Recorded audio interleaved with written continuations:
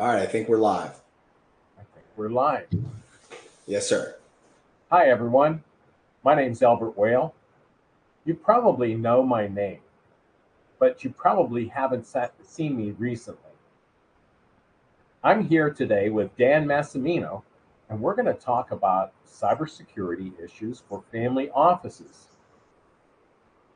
Dan,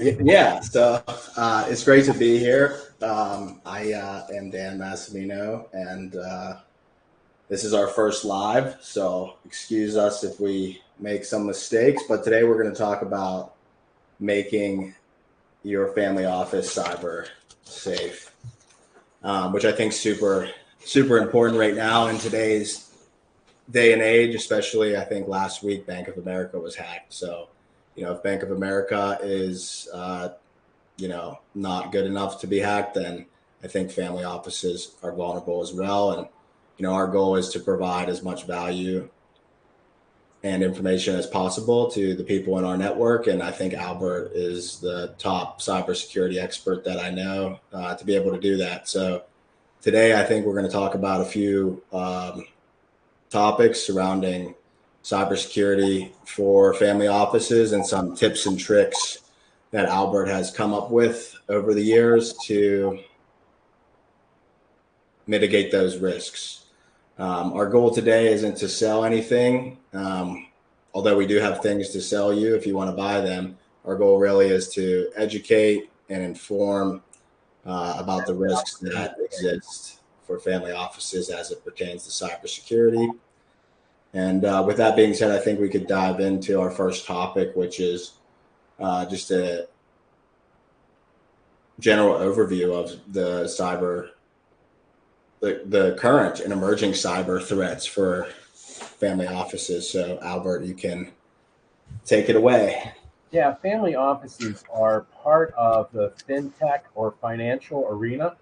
And on the grand scale of things, healthcare is our number one target in this country, with a close second by financial institutions. So that's how important security is for the financial industry, which family offices obviously are a part of.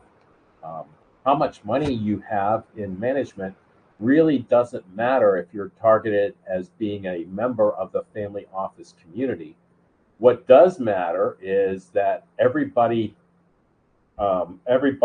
money that you're managing are also considered high value targets. So there's a lot of opportunity here to bring about better security for both the organization that's managing the money for the high value targets, as well as mitigating the risks that a lot of people have when they go online. So online activity is where everything coalesces and it becomes one, because now the bad actors can reach you from anywhere in the world. How many of you have one of these? Yeah, I have one of those, Albert. that's good. And I know that I've talked to Dan about this before, but I haven't said it here. These devices are made in a third country, and that would be China. Usually I go on about it's a red country, starts with the letter C and ends with the letter A, and it's not Canada, Cuba, Colombia, Croatia, um, or Guatemala. No, that's not a C. It's China, and that's to wake people up because everybody wants security. And once your data gets out there, once the attacker gets into your environment, it's hard to first identify that they're there. And second of all, if you don't have the right tools, it's even more difficult to get rid of them. Because once they're inside your network and they know who you are, the threat is still there. You know, the city of Baltimore was hacked 3 times. They Wow. replaced all the hardware. That didn't matter because they didn't remove the problem. The city of Pittsburgh was hacked twice under our predecessor's reign as mayor, and that didn't matter either. And they continued to do the same things over and over again. And that's the definition of insanity. you couldn't wait, could you? That's right. It's insanity. And that came up with Albert Einstein. Look, we can't continue doing the same things over and over again and expecting different results. We need to change our philosophy and our strategy in order to be more secure and more protective of both the data that we're hosting, the people that we're protecting, and the way we communicate online. It's a complete strategy. And yes, you can see one of my books that I published, that's Hacked 2. I published an anthology, Hacked 1, hashtag Hacked, was an award-winning book that gives 10 tips for personal protection of data, personal and business protection of your data. And Hack 2 was written with 12 additional cybersecurity professionals. Now, I'm not trying to sell them, but if you bring us on board, I will bring you a copy of the book. You get your choice. I've written 4 books in 2 years. So I've found a prolific event in my life, and that's publishing information to help other people. And that's why we're here today, is to help family offices, because you probably don't have IT staff and or cybersecurity staff on board. And by the way, IT people are not the same as cybersecurity people. So I'm not trying to be mean or anything like that, but these are 2 different skill sets. It's like going to see your podiatrist, your foot doctor, when you need brain surgery. They're both skilled at what they do, but they specialize in different areas. I see there's a question in the field. Yeah, Albert. So I know that you wrote a book and stuff, and people can click on your LinkedIn. But if you could just like give us a quick rundown of your background and Absolutely. cybersecurity, I think that would be helpful. Like, why are you the guy? Why am I the guy? This is Yeah. a great question. You know, before the internet really caught on, I was working with communication companies. Remember the telephone? Used to have a phone on the wall with a cord on it. Well, I was building billing systems for independent telephone companies because they are small as well. And I showed them how to create a new service that allowed their subscribers access to the internet. I was building ISPs in Western Pennsylvania and using a free operating system, which everybody told me couldn't be done. I had to use Microsoft, and it was going to cost $50,000 or more a year. And I said, no, I don't need that. Wow. When the internet was created, I had one of the first ISPs in Western Pennsylvania using Linux.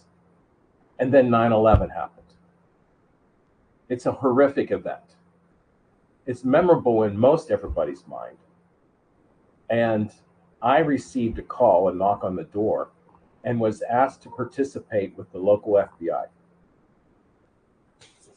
They wanted my assistance because I knew the internet and they had a watch list. So I used the September 17th watch list and did a background check on everybody on it using the internet. And, they were greatly appreciative of it. There's things that I still can't talk about there that you really don't want to know. Okay. Once you see it, you can't unsee it. Wow.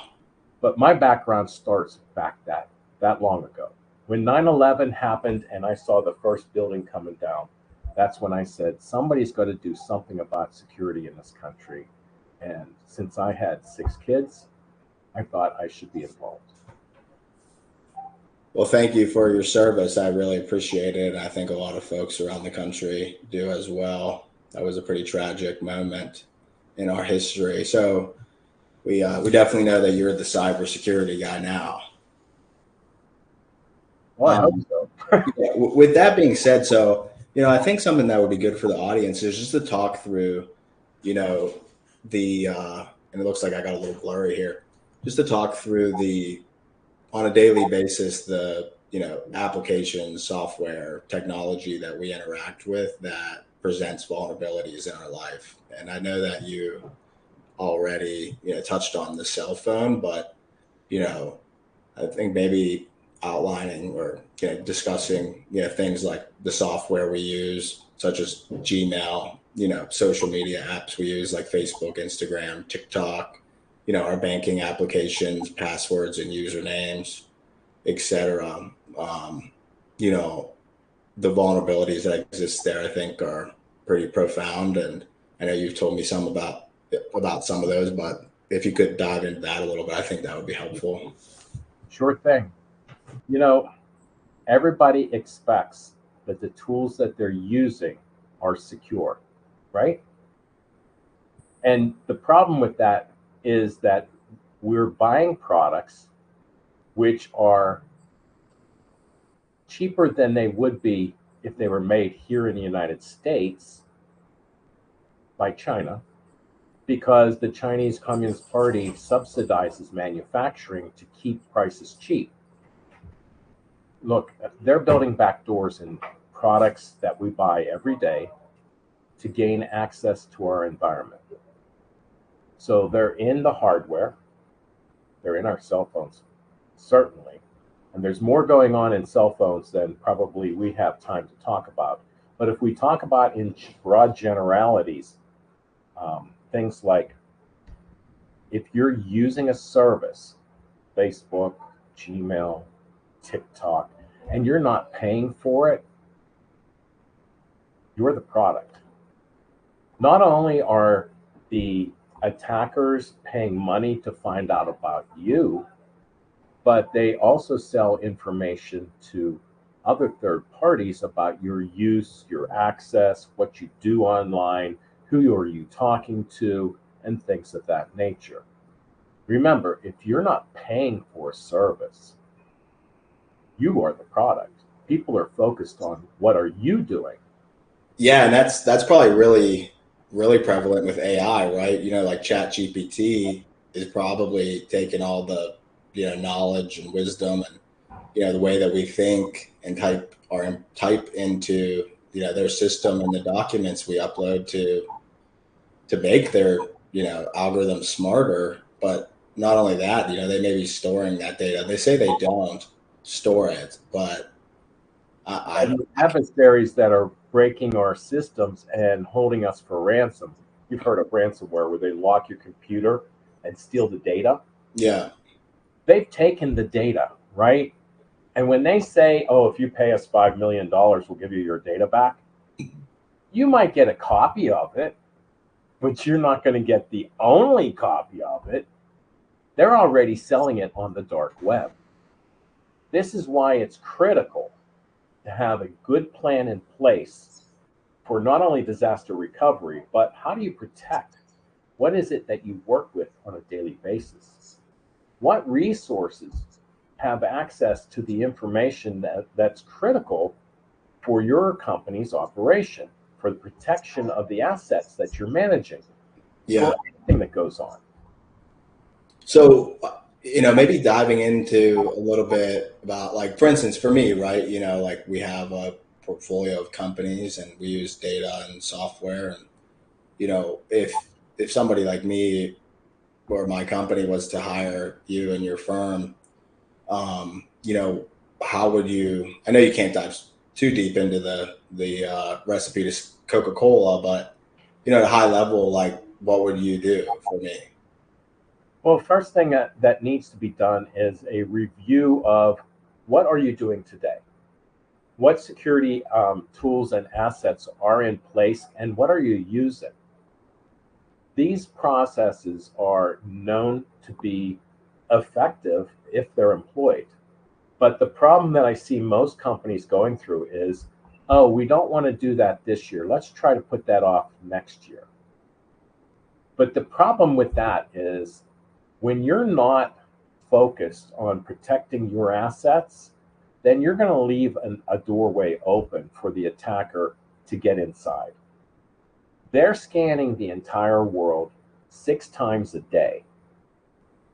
And your piece of it maybe scanned like 20 times an hour because it's more beneficial for them to focus on it.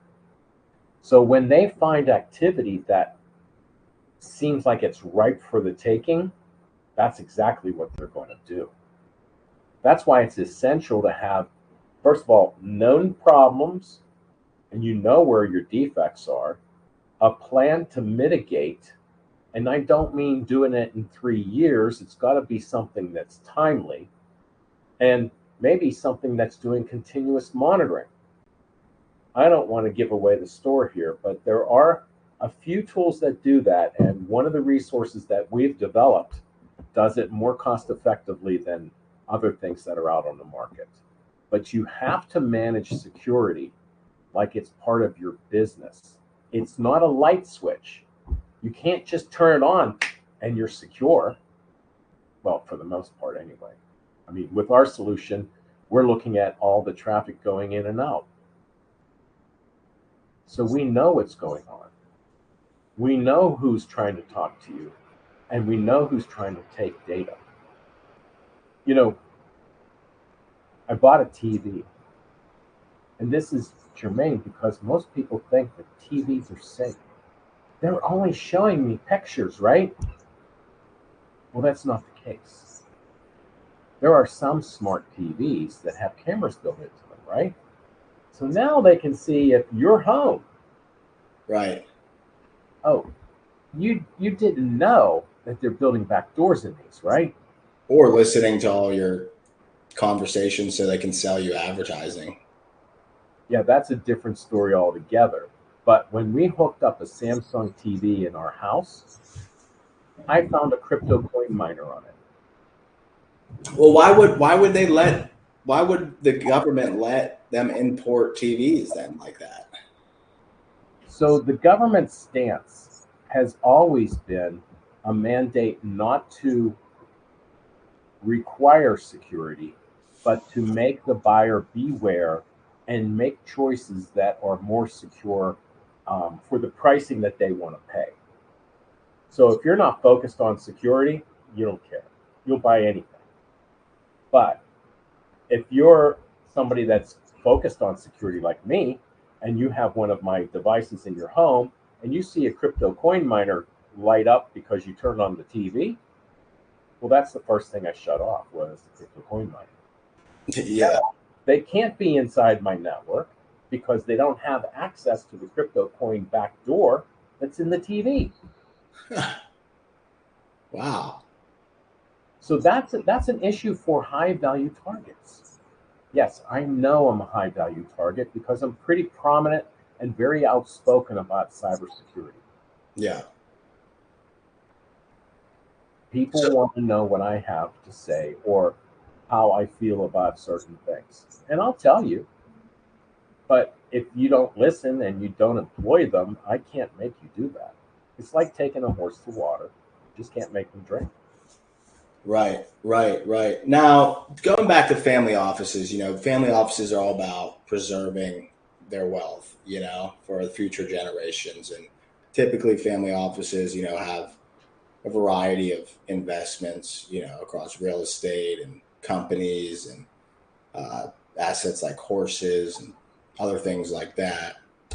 So as I'm thinking here, based on everything you've said and we've been talking about, obviously there's the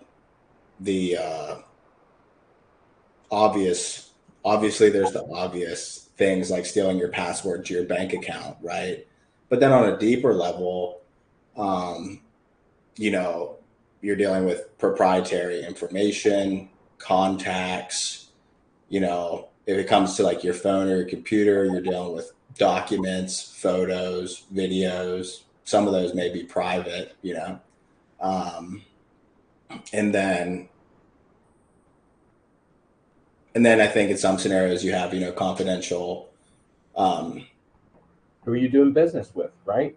that identity information, like people's IDs, bank statements, things like that. So, like, what are some of the things that somebody can do, just like very basic things to like start the process of becoming more cyber safe. The basic process would start off with don't use the same password everywhere. And don't use a common password. Password is not a good password. 123456 is the most common password that has been found by attackers and by security professionals. If you want to create a more secure password, what you need to do is think of a phrase, a sentence, a paragraph, something that is meaningful to you that you know about, and then take the first letter off of each word and mix case capitalization. Some letters are capitalized, excuse me, some letters are not. Right. What about password managers? Like I know on, like for instance, on my Google Chrome and Safari even. So like there's two options. There's obviously the password manager Pick portion. a password manager I trust. Yeah. I'm talking Okay. about, so let me finish.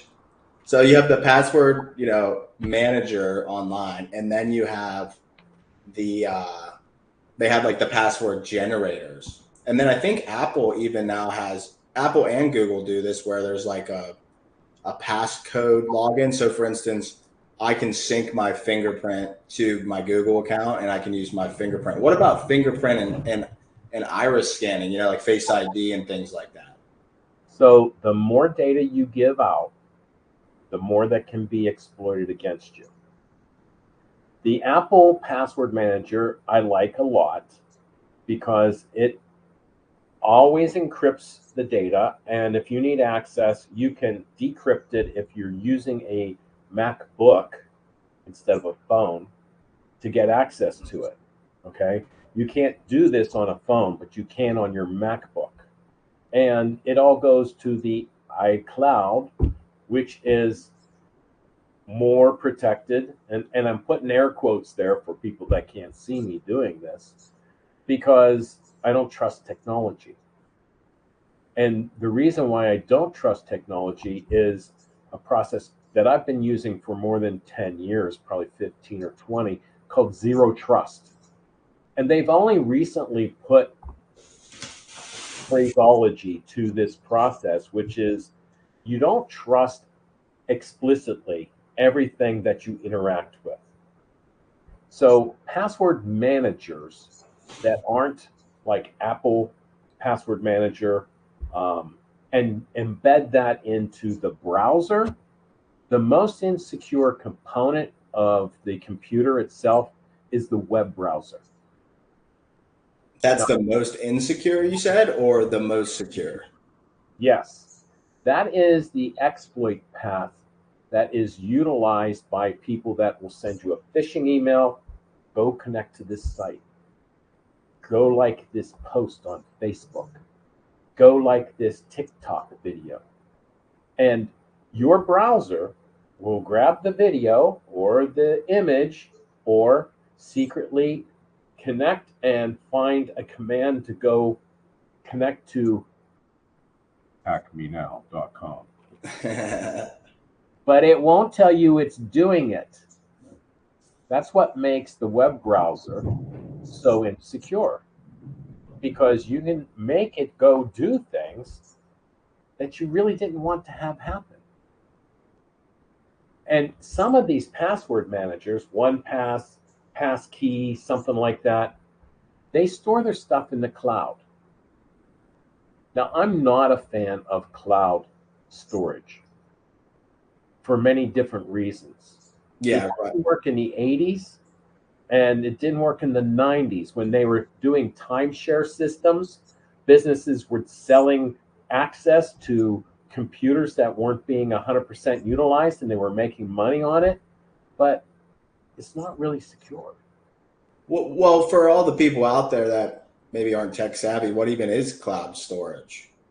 Cloud storage. Well, what is the cloud? That's that. Let's start there. Yeah, what is it? It's not that puffy white thing up in the sky. The cloud is somebody else's computer. It's not yours. You don't own it, and you don't control it, and you don't manage it. A lot of people like the cloud because they don't manage it. And if they need more cloud, all they have to do is pay more money. Look, if you're going to give up responsibility for the protection of your data and your security, then you're going to get what you pay for.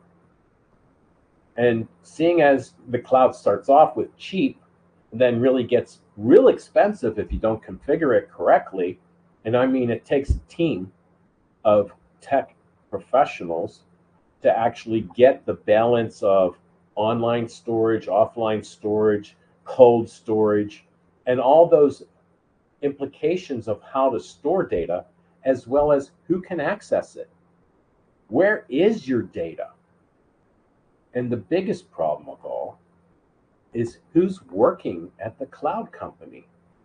You don't get to select these people. This isn't like going through a background check to get a full-time job with IBM or Apple or some major bank like BNY Mellon or PNC.